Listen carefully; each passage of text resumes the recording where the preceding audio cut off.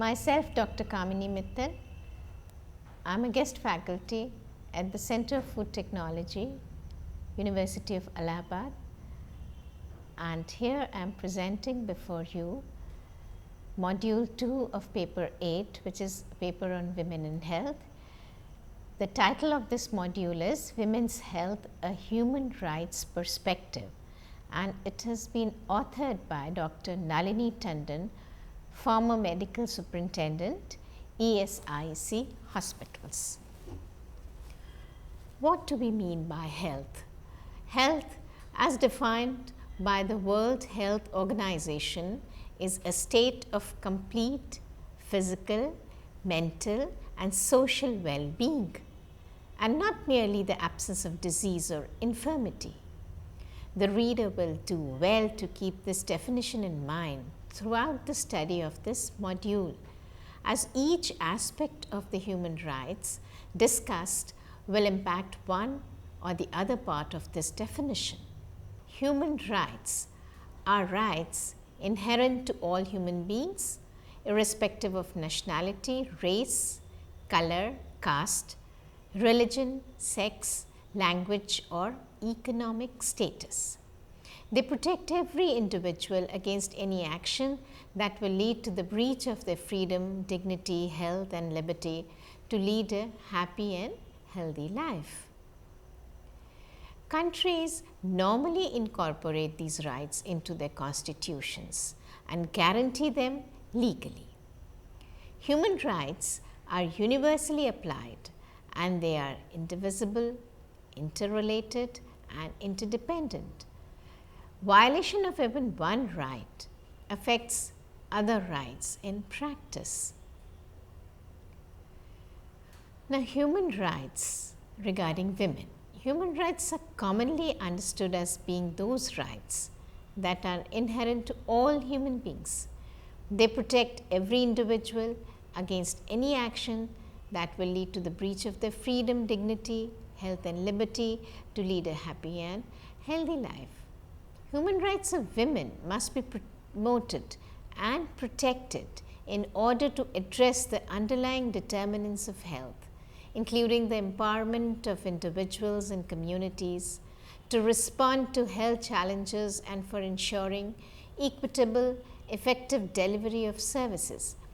Whereas this is true for every individual, however, this is especially relevant in the context of the female sex because violation of human rights takes place to a very large extent in respect of women.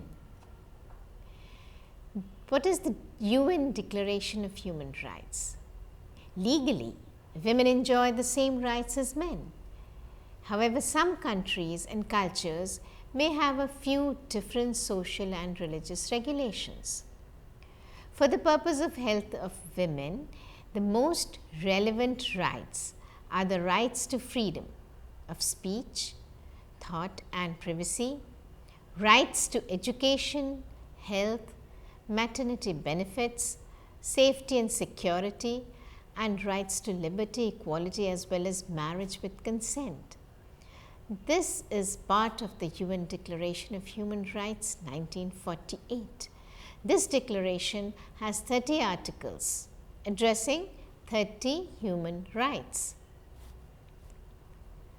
Equally important are rights to freedom from cruelty, food, clothing and lodging, and economic independence.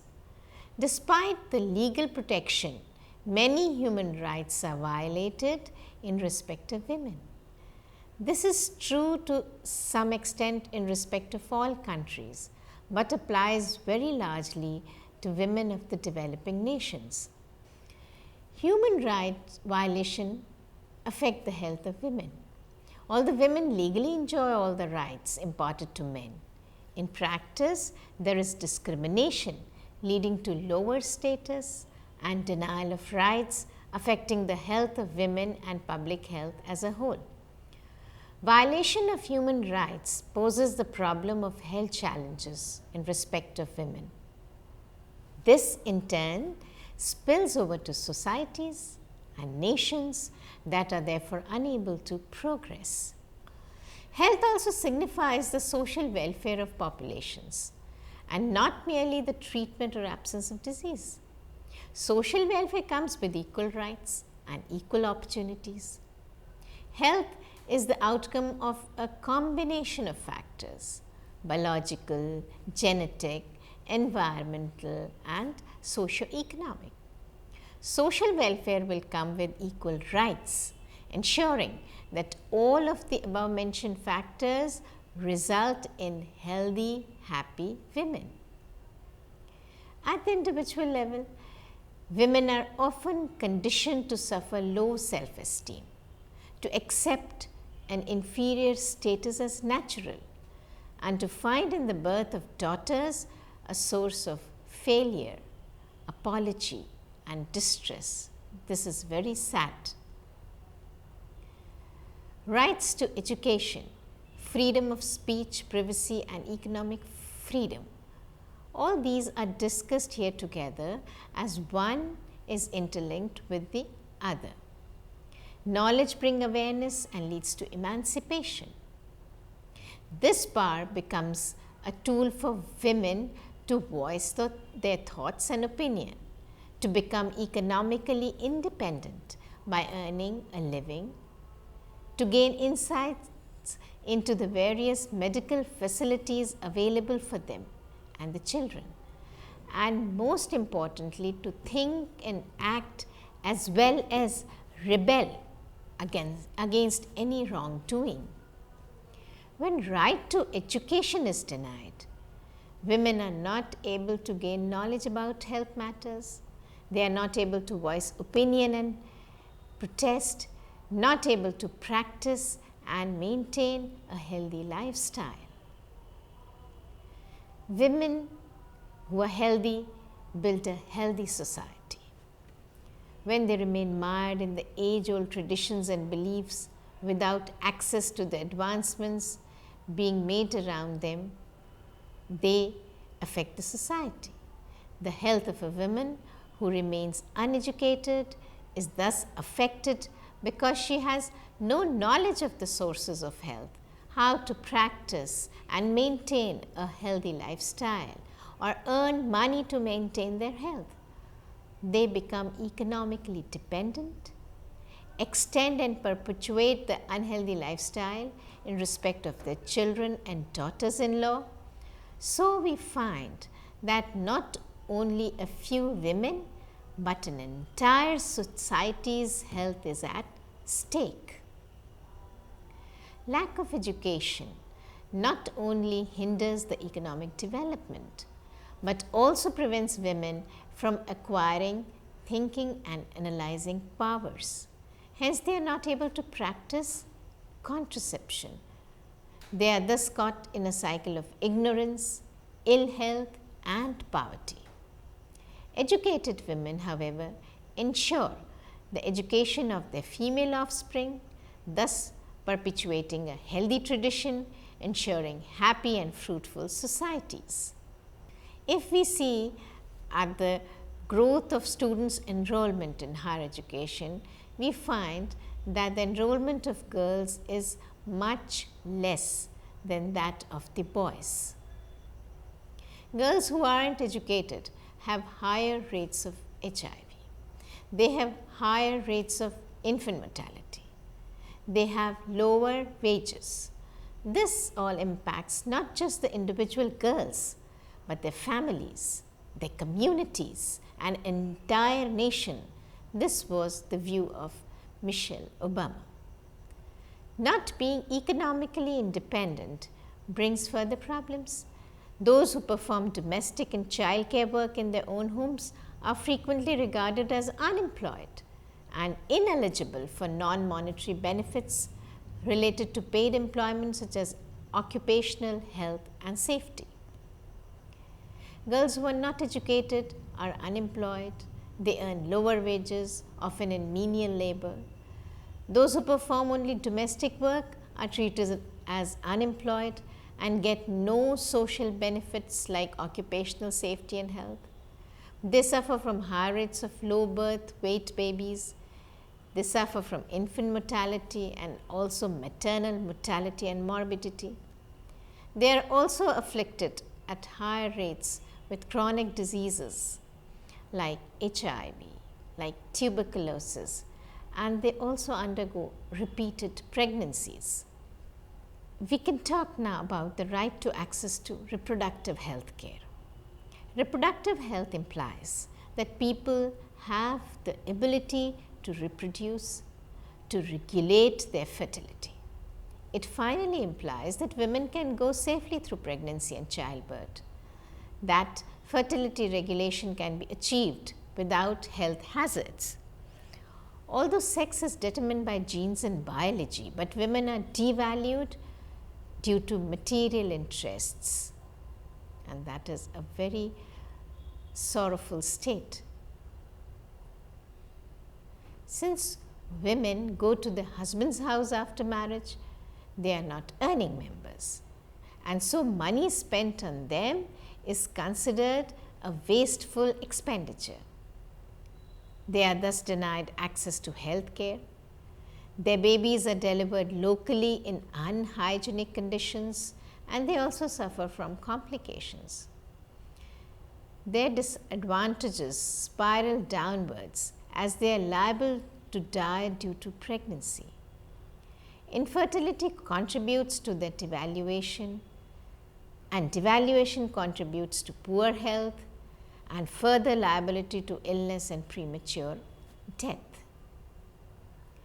If we see at the figures of female infanticide in the world, unfortunately, India ranks second, just below China. Again, this is a very sorry state of affairs. Right to safety, liberty, dignity, and freedom from torture and slavery are rights which we are talk about together. Women are soul prostitutes, abducted forcefully, and subjugated to undergo economic slavery. They suffer from intimate partner violence, mental and physical torture, and deaths due to dowry demands. They are raped by family members or by outsiders, often brutally, but still it is they who are blamed for the action.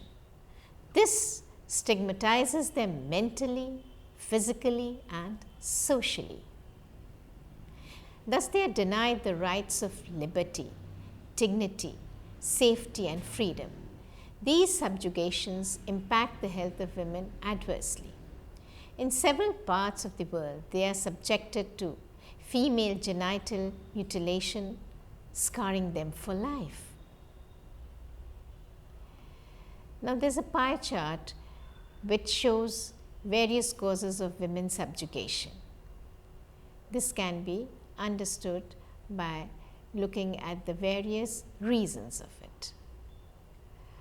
If we talk about the type of violence which the women encounters, we find that physical violence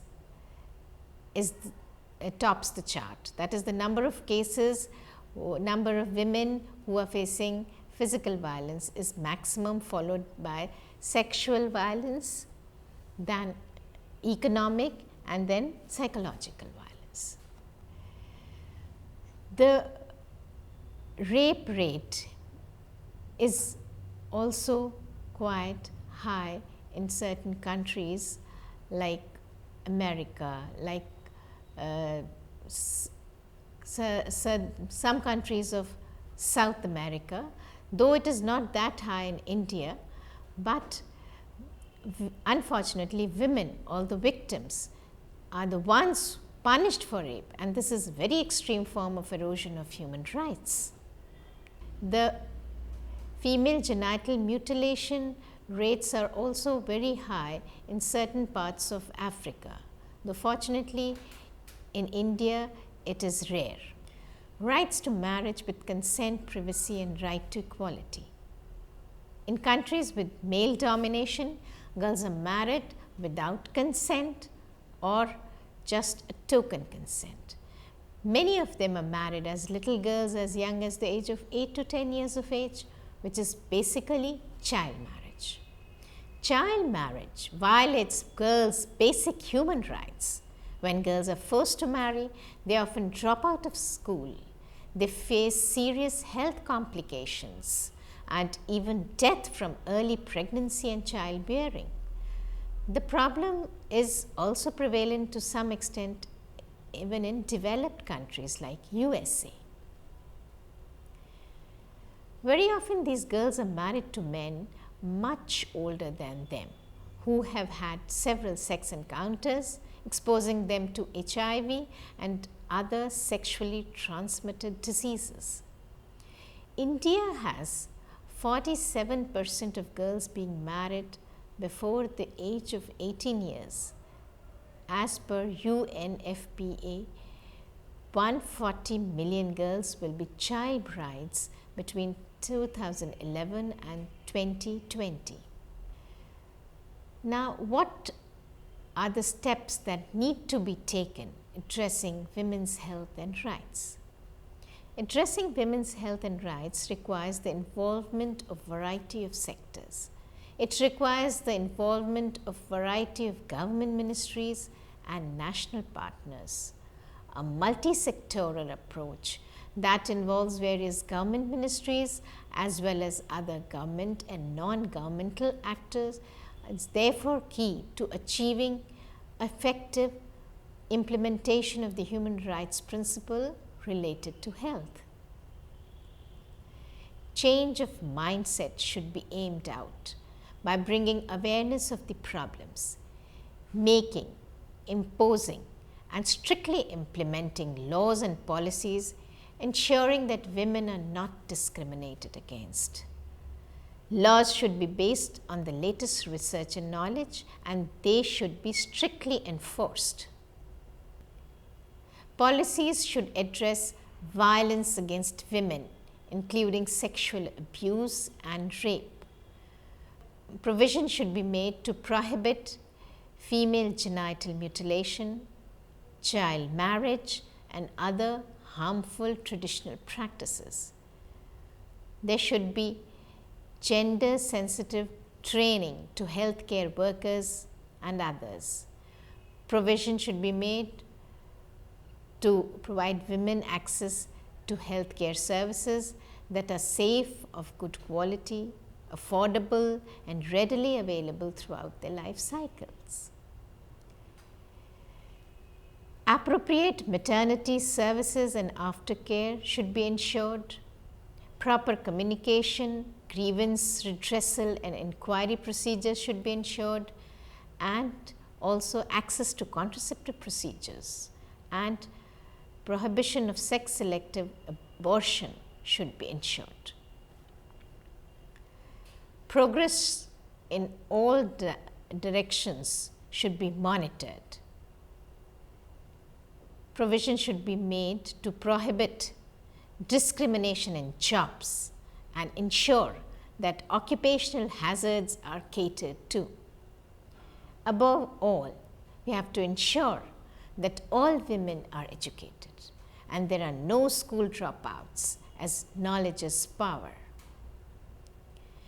The objective of this module is thus to make the reader understand how human rights are enshrined into the basic needs of the health of women world over. Violation of these rights is a perpetual problem in most parts of the world, in one form or the other, and how grave the consequences are for the individual, for the society, and for the countries, as well as the future generations. Effectively ensuring women's human rights requires a comprehensive understanding of the underlying societal structures and power relations that define and influence women's ability to enjoy their human rights. Our goal should thus be to modify the social and cultural patterns of conduct of men and women to ensure equality and parity of both sexes in all respects for ensuring healthy lifestyles of individuals and their progeny. To conclude, we can say that every human being, whether a man or a woman, has a right to live a free and happy life, to live with dignity and freedom. World bodies like the United Nations have defined a number of rights, especially for women. The constitution of each nation guarantees most of these human rights to its citizens, and special provisions are made for women. Denial of such rights to women not only affects their peace, freedom, and happiness, but it also affects the health of women, often jeopardizing it in ways that may lead to lifelong morbidity or mortality. It is thus extremely important to ensure and take steps to preserve women's rights and thus their health. Thank you.